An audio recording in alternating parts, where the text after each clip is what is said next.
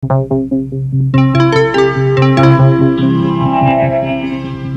Aloud. Conversations on the leading edge of knowledge and discovery with psychologist Jeffrey Mishlove.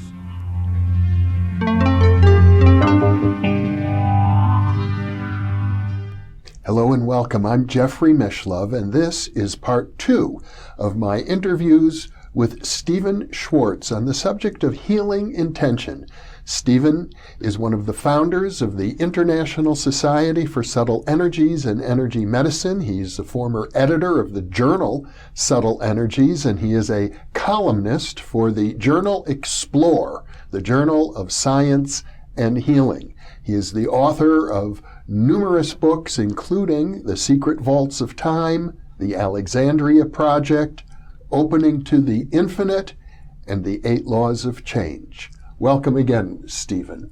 My pleasure. In part 1 of this fascinating series, we went into some detail about your own research into healing intention. And of course, we're not going to repeat all of that again. Our viewers are encouraged to go back and find part 1 and listen to it, but we'll try and make this interview self-contained as well, so that if somebody hasn't yet heard part 1, they won't be completely lost. No problem. But what we started to talk about is your idea that healing is not an energetic phenomenon, by which I mean psychic and spiritual healing or therapeutic intention. It goes by many names, Reiki, and so on. You work with healers from many different backgrounds, but your thinking is that this is some sort of an informational process. Yes. I started out thinking that it was energetic. And then when it became clear, because I started doing research on, well, how much energy can the brain actually generate? And how could that energy be sent someplace? And how would you target it? It falls apart. Yeah. So then I thought, well, it must be what and I coined the term, I think, anyway. I don't know anybody that used it before. I coined the term subtle energies, the idea that it was some other kind of energy. And what can I tell you? I was naive. I know that everybody talks about energy in healing. Books talk about it, all kinds of things. Mm-hmm. I believe that the reason that people conceptualize it that way results from 2 reasons. One is, when people do therapeutic intention, we did studies that looked, they dilate their capillary system and their hands get warm. Mm-hmm. And so they have this image of they're sending healing.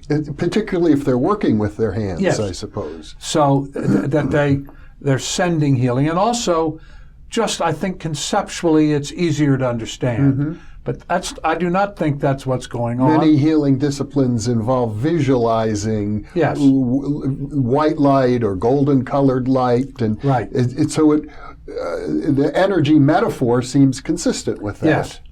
And so most people frame it in that context. But when you actually climb into the issue and do the research, and I'm a data person, if it was energy and that's what the data said, well, I'd be sitting here talking about energy, but that's not what the data says. When you actually get into the studies, and there are a lot of them, you begin to see that it can't possibly be energy. First of all, the second law of thermodynamics doesn't allow you to send energy into the past. And yet we have, for instance, and this was really one of the definitive experiments, an Israeli researcher named Leonard Leibovici, who didn't like therapeutic intention and wished people would stop talking about it, which he said explicitly, designed an experiment, a very elegant experiment, in which he said, I'm going to design an experiment in which, if it works, the only way it can work is that there has to be some reality to therapeutic intention. And he designed this really quite lovely experiment. He was at the Beth Israel Medical Center in Israel. He's an epidemiologist. And he went to his computer and he asked the hospital's computer, the database. He discussed with a group of people, specialists in these areas, what could they focus their healing on, and they settled on an iatrogenic blood disease or illness that you get in the hospital, and they looked at it from 1994, this is in 2000, 1994 to 1996, so 4 to 10 years in the past, these people were in the hospital. And diagnosed, they contracted the iatrogenic illness in the hospital. Right. Years prior to the research. 4 to 10 years in the past. Yes. So they don't know anything about any of this. Yeah. And it turned out there were 3,393 people who had that diagnosis. Mm-hmm. He then had the computer randomly assign them to one of two populations, treateds, controls. Mm-hmm.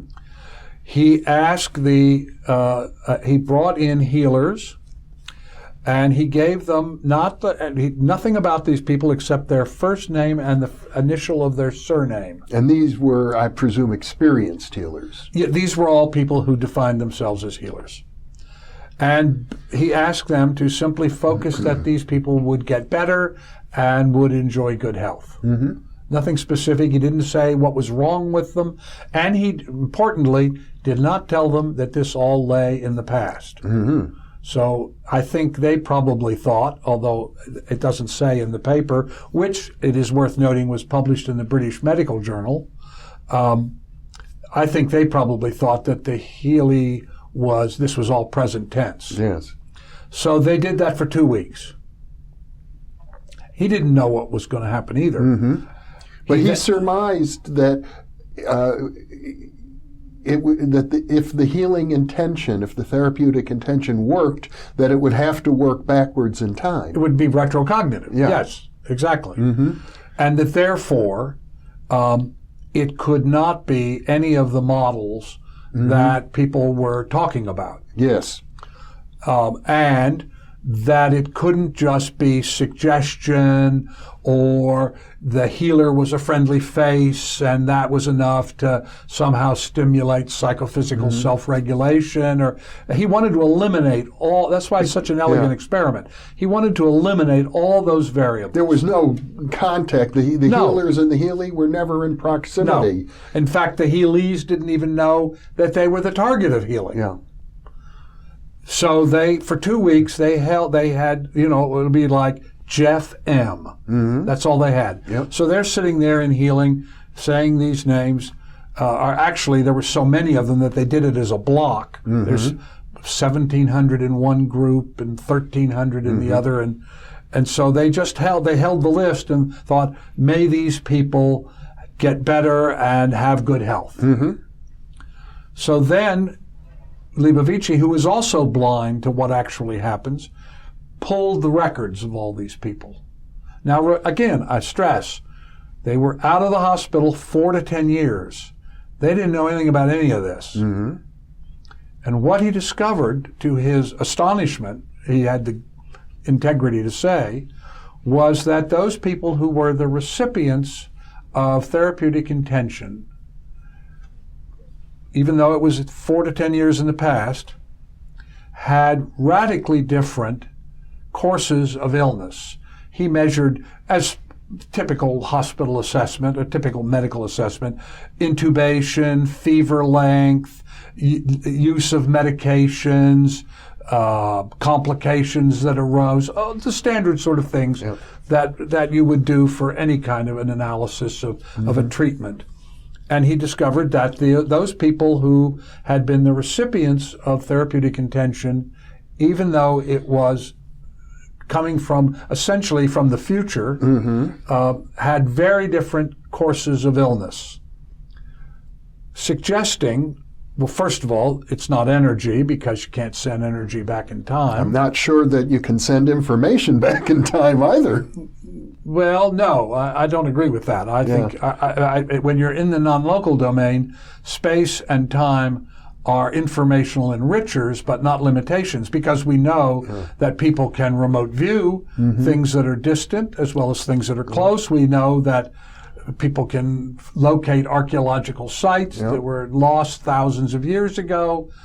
We know that people can precognitively describe targets. In fact, the standard way that I and most other researchers today do remote viewing experiments is that you get the information before the target's even selected. So at the time that they're doing the remote viewing, there is no target. In other words, precognitive. Precognitive, yes. Well, there's also studies in retrocognitive psychokinesis. Helmut Schmidt did a whole series of experiments of that sort in which he interpreted it as an energetic phenomenon. Yes, everybody does. Yes, I was going to say, Helmut Schmidt, this isn't the only kind of experiment like this. There are Elmer Gruber, a German researcher working in Italy, for instance, reading the Helmut Schmidt experiments. Now, actually, let's talk about that for a second. Schmidt did a series of studies in which he recorded, he had a radioactive isotope, and he surrounded it with sensors. And so it's emitting particles because it's radioactive, right? And completely random. Completely random by definition. Yes. And so particle ping, particle ping, particle ping. He records these on 6 chips. Yes. 6 computer chips. He runs the thing for 6 months. He then takes the chips that he's recorded and he sends 5 of the chips away to friends, colleagues, and says basically just put this in a drawer and forget about it. He keeps 1. He waits 6 months. He has people come into his lab and he says to them, I'm going to play, he puts earphones on them, and he says, I'm going to play something for you and you're going to hear a series of pings. And then he goes to the computer and he asks the computer more or less. And let's say more, just for the sake. And so he says, your task, Jeff, is to produce more pings. Now, you have no idea that this was all done months ago and that it was radioactive particles. You don't know anything about that. What you hear is pings in your earphones. And presumably those pings, since they've already been recorded, are not susceptible to the kind of psychokinetic influence of that the original random source might be. Well, we're not clear yet. So let me go on. So he brings people in and he plays the chip that he's got. He randomly selects a half-hour period out of the 6 months that this thing ran. So remember, he's got 180 periods each half hour. So there's 183 to 330s, 180 330s to 4s, and so forth. So first of all, he randomly selects a period of time. Then he asks you, he says, Jeff, I'm going to play this for you, and your task is to make more pings occur. And people could do it. Or less pings, and people could do it. So then the question is, well, are they or I would call it non-local perturbation, that is, non-local consciousness manipulating space-time. Another psychokinesis, telekinesis, those are just old words for the same thing. So then the question is, well, are they acting on the chip, or are they really going back in time to influence the event as it occurred in the first instance? Same issue Libovici faced. So presumably, if what they're doing is acting on the chip that he's got, that when he gets to the other 5 chips that he's sent out back, that they would show a different pattern, because you don't even know they exist, right?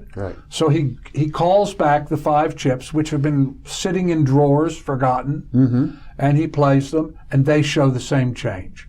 So what that's telling us is, you're not affecting the chip. You are going back in time when the past was the present. You can't change the past. This is important. You can't change the past. What you can do is influence how it occurs in the first instance. Don't feel bad. It took me 3 days to really think my way through this. I know we're getting into a heavy mind boggle area. Yes, this is a heavy mind boggle. So you can't change the past, but you can go back into the past when it is the present and influence the way it occurs. Yeah. All right. Now, he then asks another question. Is this a phenomena that is related to the awareness of any consciousness of the data on the chip? And so he constructs, this is one of my favorite, Leichi and Schmidt, and this Gruber experiment I'm going to tell you about in a minute, are amongst my favorite experiments. So then he asks himself, well, would any consciousness interacting with the data collapse the vector so that it couldn't be changed, as it were? Yeah. So he gets a fish tank, and he puts in the fish, around this, inside of the fish tank, he puts little electrodes which emit a slight electric current. Very little, not enough to hurt anybody, but enough to get attention. He fills it up with water and he puts in a fish. The fish is swimming around. He puts the thing in a closet. He plays the data for the fish that's on the chip. He then asks people to do it, and they can't do it. Which says that when that data enters into the consciousness of any living being, even the fish, that it collapses it and you can then not change it. Now, Elmer Gruber, this researcher, this very bright young German researcher, he reads this and he thinks, well, let's see if we can get at this in another way. And so his idea, his experiment is he gets one of those traffic counters. You know, you see those those black tubes that go across the road. That's right. When they want to know whether we ought to put a traffic light up, that kind of thing. Yep. So he puts it across a tunnel. They're counting the cars. Counting the cars in Rome. And if a car goes over the thing, then you get 2 clicks. Yep. Right? If it's a truck, you get more clicks if it has multiple axles. And he does the same thing. Yeah. He runs this thing for a long time, months. He now has this large data base. He brings people in. He says to them, again, they know nothing about the backstory. I'm going to play, through the earphones, you're going to hear a series of clicks. And the question is, I'm going to ask you, go to the computer, more clicks, less clicks.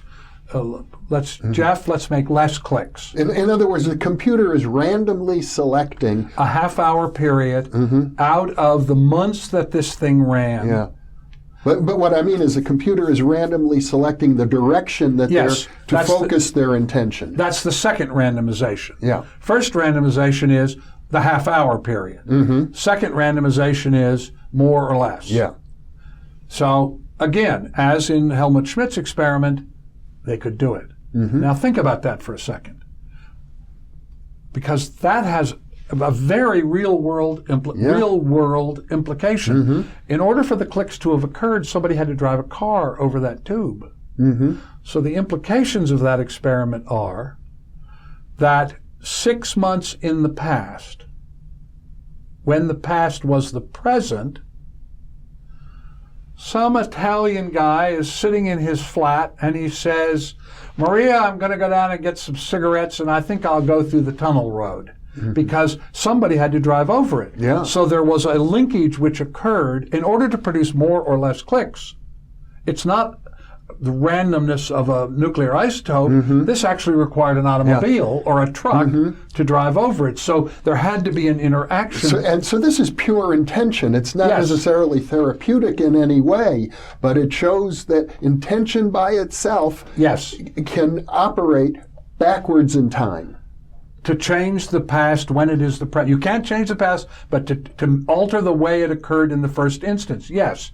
And if now you begin to think of in those terms, then you realize therapeutic intention is simply a kind of intention, and that what we're really looking at is the fact that as Max Planck said, consciousness is fundamental. You cannot get behind consciousness. Matter arises, space-time arises from consciousness, not consciousness from space-time. That is, the presumption is that consciousness for physicalists is simply some kind of physiological process which occurs because of chemistry and neuronal activity and feedback loops, whatever. And the like. What this is saying to us now is that there is an aspect of consciousness that is not limited by space-time, and that in fact consciousness can manipulate space-time. Because in order for the Gruber experiment to work, people had to get into automobiles and they had to drive down a particular road, and and the person who's only listening to the clicks had to have a way of making more people get on. So there's some kind of linkage. What I think would be interesting is if Gruber had done what Schmidt had done with the fish, to see if there was some way of blocking. No, I agree, but nonetheless. Now, a couple of other things. Recent research has shown that people who have split brain issues, that is, the corpus callosum in some way has been damaged. Yes. And the presumption is that there is not a proper communication between left and right hemisphere. And yet these studies show that there is still unity of consciousness, even though there cannot be physiologically unity of consciousness. So once again, we're looking at the idea that consciousness is something that is not independent. This is not dualism. This is not a mind-body separation, but rather that the body, not that the body manifests consciousness, but that the consciousness manifests a body. So what you're saying here, if I can rephrase it, is that if the corpus callosum, the only structure in the brain that connects the two hemispheres, if it's severed for some reason, very often you get studies in which one half of the brain doesn't know what the other half is doing. Exactly. But occasionally you're saying that doesn't occur, so that it appears as if there's some way that the two hemispheres of the brain are communicating with each other in spite of the severed corpus callosum. Not necessarily that the two hemispheres are communicating, but that there is a unity of consciousness which exists even when there is physiological damage. How does that manifest, this unity of consciousness? Because these people do not show the same limitations that that most people, if they have this severing of connection, then, as you say, the left brain and the right brain seem to be having different experiences. Right. But this was a paper just published, but what this is suggesting is that even when there is physiological damage, there can still be unity of consciousness. Not necessarily that the corpus callosum is providing it, but that there is an aspect of consciousness that is not restrained by physical damage. And there are a number of cases in the historical literature of people with severe brain damage. As I recall, one fellow had a railroad spike go right through the brain, and they're able to function pretty normally. Yes, but this latest work is particularly important because it flies in the face of all these assumptions about this. Now, we keep going. We know from studies that it is possible to affect the therapeutically affect, and the reason I call it therapeutic intention, and it can be for good or ill, that when that happens, that you can affect the functioning of other organisms, and the research shows for good or ill. So, Carol Nash looked at, for instance, cultures where people were focusing either to produce a negative effect or a positive effect. One of the very first studies done way back in '68 by a man named Jean Barry was looking at fungus, and they were restricting them. So basically a kind of negative healing or a negative therapeutic intention. Yes, which one might want for a harmful organism. Yes. Then let's also look at an experiment done by two researchers, a husband and wife team in North Carolina. And they did an experiment which tells us something also about this. They had, their experiment was, they took a particular species of mouse that was bred for research. Yes. And they got two little toy cradles, and they would anesthetize. I like this experiment because the mice didn't get hurt. Yeah. They would anesthetize the mice, and they would put this mouse into the randomly assigned treated cradle, control cradle. Right.